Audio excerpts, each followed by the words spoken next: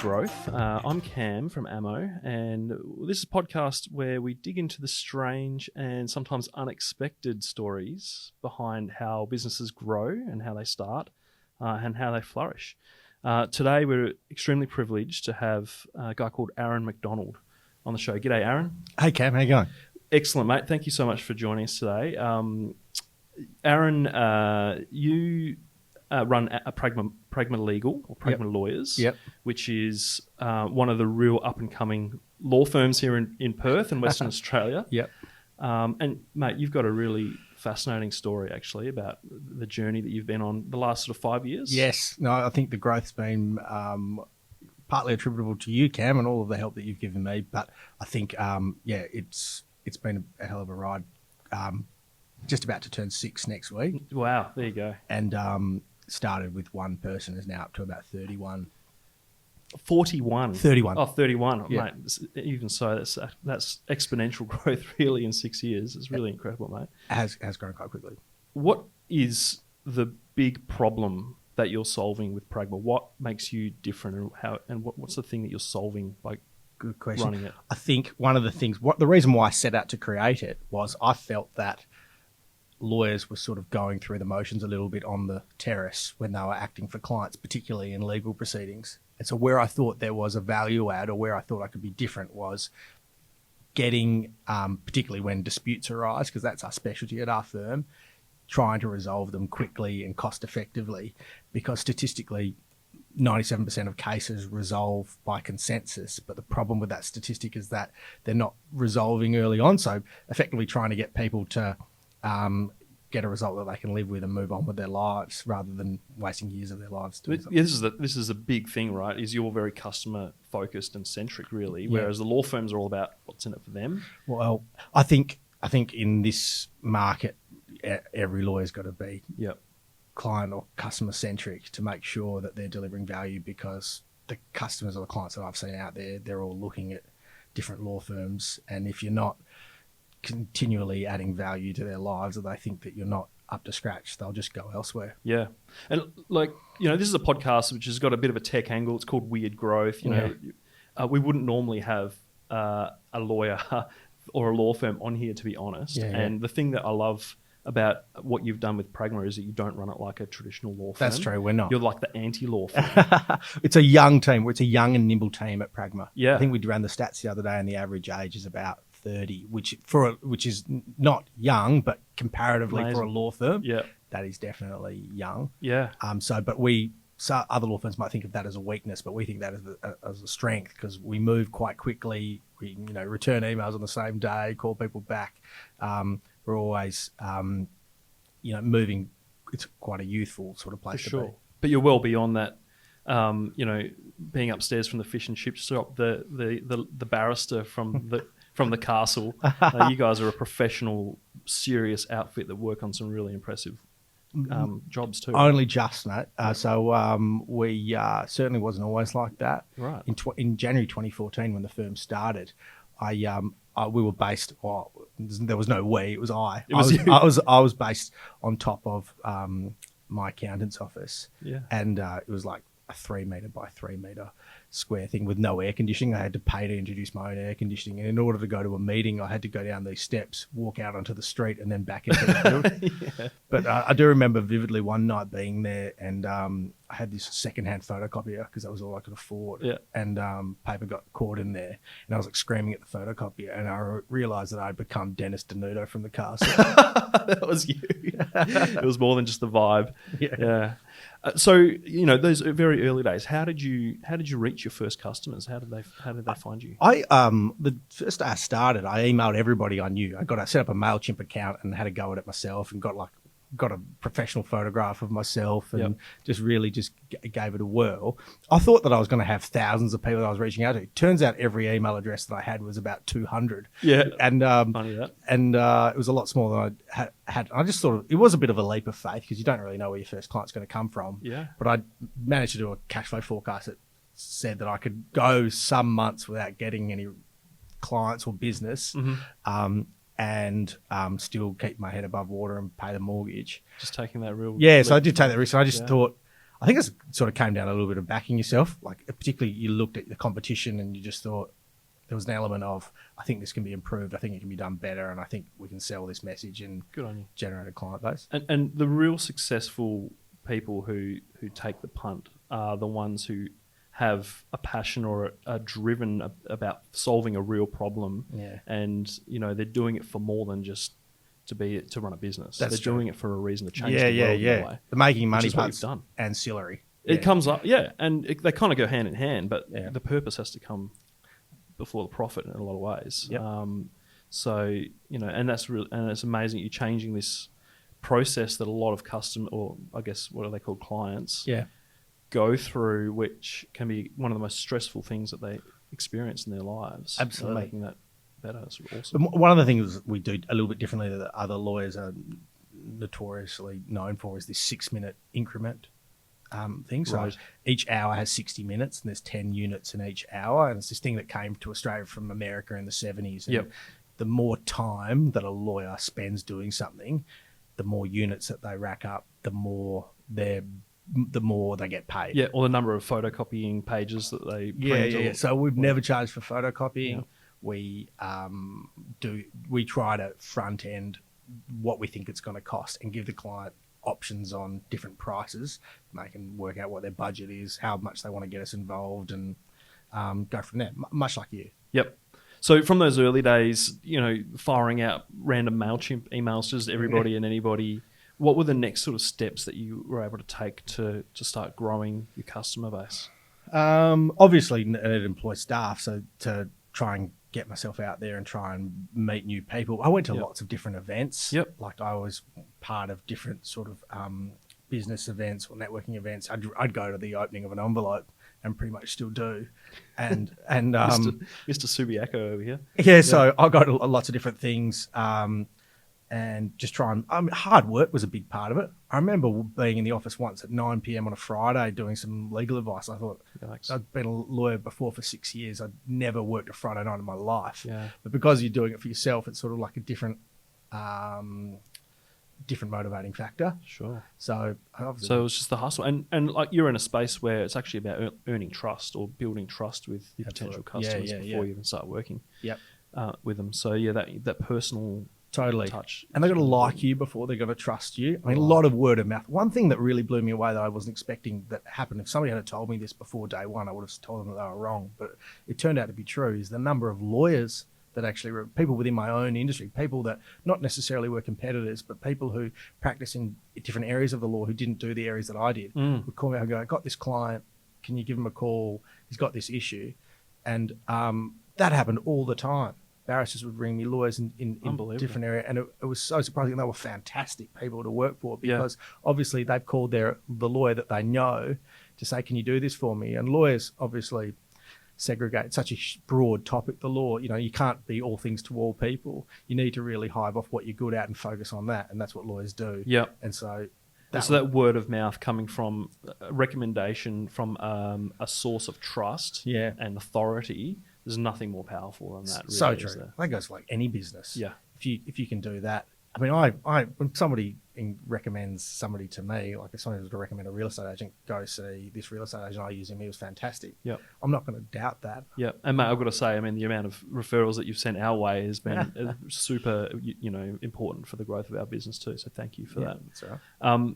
And so, leading on from that, something else that you've done a lot of, probably more in recent years, is some of that media and the PR. And Yeah. How do you get into that? How does that even work? I've met with a couple of guys,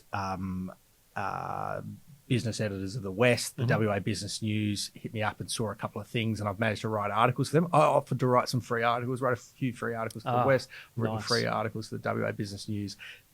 Those people making their job easier. Yeah, well, those people in the media, all they want is content. Yeah. Obviously, they've got a newspaper to fill every day. And so if you're adding value to their life and saying, here's this angle on this story, I'm prepared to comment on it.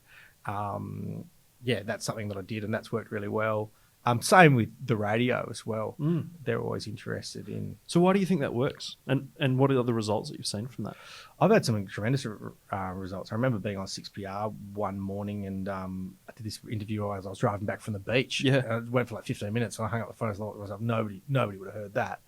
in the next 24 hours, 3 people rang me, and they were 3 quite prominent business people in the community, all of whom had heard me, and 2 of the 3 actually engaged me to do something for them or referred me on to something. So I was like, wow, there's power here. Yeah, for sure. Yeah, and it's just passive listening for them in a way. And you're on there as an expert.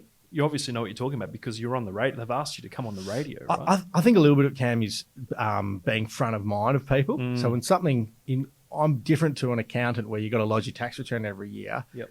When people have a legal issue that comes up, they think it's usually out of the blue. Or they don't see it coming. Or it's not just like buying a car. I want to go hang out with a lawyer and pay him lots of money to do something. It's there's a trigger action, or there's a trigger thing that happens, right? And when that trigger happens, I think the crucial key to success is that when that occurs, they think of you. Right. You're their front of mind. Okay. And if they've heard you on the radio last week or something like that, he was talking about this issue that's relevant. Yep.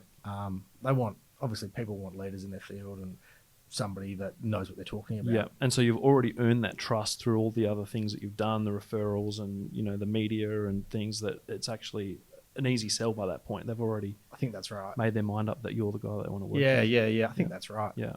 So what are the other things that you can do that have worked for raising the awareness of Pragma as a brand? We've done heaps of things. Like we've sponsored, I don't think it's been formally announced yet, but we've sponsored the Subi Footy Club this year. Love it. So we're on the back of the jumpers, they're the premiers. So really? I'm hoping that there's going to be lots of photos in the sports pages of Subi. Were they the premiers last year? Yeah. Oh. So, jeez, mate, in the big leagues. Yeah. So that'd be good. Yeah. I've done ebooks with you. I've done things like that where I'm giving away free knowledge to people and prospective clients on.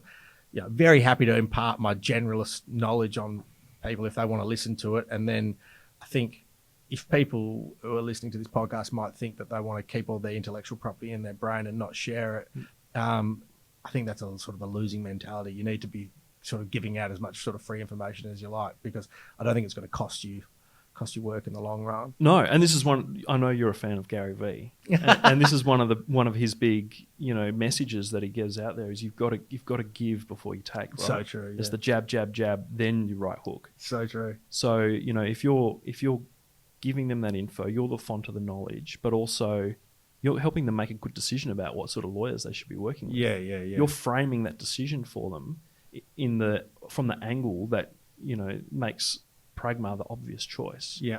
And so it's just gold, because not only are you helping them, but you're also helping them make a good decision about who to work with. Yeah. We've done heaps of that, hoping to do a bit more this year. Great. With you. Great. And just anything that you can really think of. Yeah. And so the lovely thing, just diving into that ebook thing a little bit, and so it's lead generation through what we call either gated content or bribe to subscribe or that sort of thing. And so the lovely thing is you are giving them information, but in return, you're building your email list too. Yeah, that's true. And so this is an audience who are highly engaged or probably in market for what you're doing, and you're able to communicate with them on an ongoing basis. Yeah. And then it's not just email either, is it? There's other things that you can do to continue building the brand over time. Yeah, I think the email thing's been really good. So people, you give away that free information, you get them in the cycle, and they're listening to you and reading your articles for the rest of the month. And then it comes back to that point of when they do need somebody, you're the front of mind. Yeah. Also remarketing, which I know you know a lot about, and you're an expert in it. That's also helped. We put up a lot of free content on our website. People read it. Yep. Then obviously we then get our ads to follow them around the internet everywhere we can. Yeah. And it's really, it's not just one thing, is it? It's a mix of all of these different actions that you do over time. Yeah, sure. Which sort of all add up and build to build this brand, and it works so well. So here you are, you've 31 staff. 6 years, really impressive journey. What's a big piece of advice that you would share to founders who are looking to grow the way that you have? Oh, that's a really good question. I think just back your instincts and work really hard, I think is probably a good piece of advice. Yeah. If you think you've got a good idea, you most probably do. Get a good mentor in place. I met with a senior lawyer this morning for breakfast, actually. It's wildly successful. He used to have a firm of 70 staff, and the knowledge, he's seen it all before, and the knowledge that he imparts on you, have something like that we can just bounce ideas off. There's always someone out there who's been there, done that in a lot of ways. And you're gonna make mistakes. Everybody does. Yeah. But I think if you obviously learn from those mistakes, then that helps. Yeah. No, very wise advice. You're also involved in giving back to the law community. Oh, yep. In quite a significant way. Tell us a bit about that you've been involved in the Piddington Society, Yep. Subiaco Justice Centre, Yep. other things.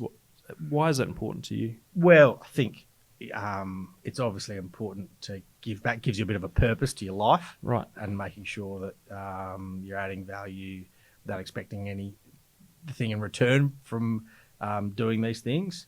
I think at the end of the day, you want to be able to.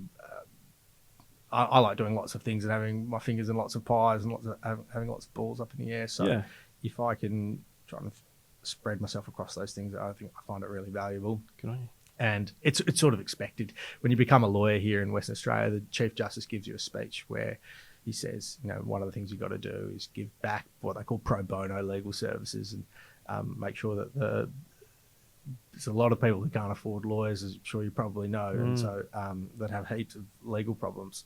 So you've got to make sure that you're balancing out the... No, it's so good to see. Yeah. And in the long run, it actually is good for you as a professional too. You're sharpening your skills, or even the people in your team. Yeah. And you meet interesting people. Right. Yeah. Sit on boards, and you upskill by learning about corporate governance and having meetings and all of that. It's just big, warm and fuzzy all around, really. That's great. Is there anything you wish you did differently during your career? Probably, yes. I'm trying to think of some specific examples. It's okay. You can say you're perfect. And we'll probably believe you too. I'm certainly not saying that. There's certainly been some errors that I've made. All right. I think one of the things that I've often regretted, being completely open and frank with you, Cam, is obviously always ensuring that you're hard on the problem and soft on the person. So when something comes up, make sure that the criticism is directed at the problem and not the person. Sure. It's easy to forget that. The lawyers are classics at forgetting that. Yep. Some of the letters that lawyers write each other are just ridiculous. Yeah. And particularly when you're in an adversarial type scenario, For sure. Even though it's your client's problem, then sometimes lawyers take it on personally, and that's something that to avoid. And I certainly have once or twice, and I've regretted that. I think it's great advice, even as a leader of your team members as well. If something doesn't go quite right in your team, it's not necessarily their fault. Yeah. Quite often it's the fault of the system that they're working in. And guess who created the system? Yeah. You as the leader. Yeah.